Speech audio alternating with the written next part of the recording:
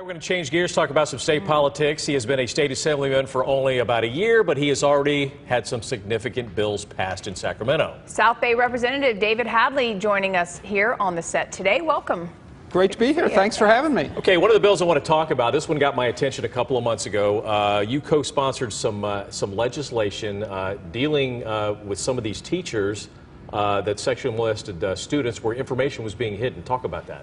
Sure. We introduced legislation which has been passed by the legislature and signed by the governor to remove loopholes which permitted records of misconduct to be removed from teachers' and staffers' personnel files.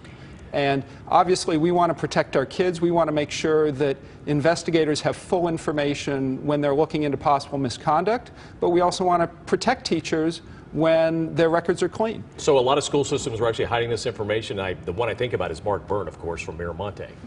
You know, there have obviously been some extreme cases that have made the news, but there have been incidents where school districts, administrators have agreed to hide information or expunge records as part of a parting of the ways without attracting controversy or attention. Ooh, wow. And our legislation was designed to close that loophole. Quite outrageous. And another bill that is actually on the governor's desk will help children of military families. Is that something close to your heart?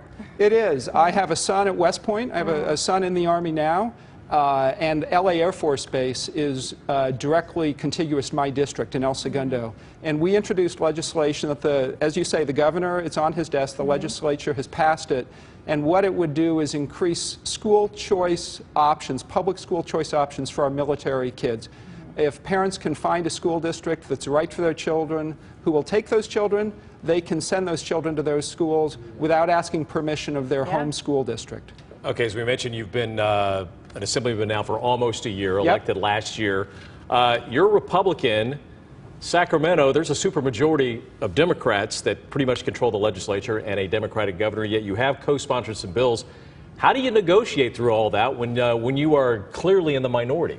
Well, let me correct one small thing you said.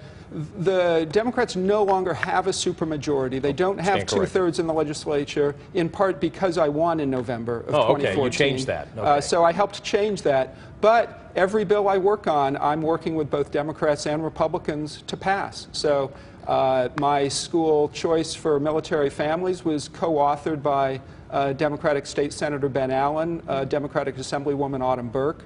I've worked with Senator Holly Mitchell here in Los Angeles to reform civil asset forfeiture.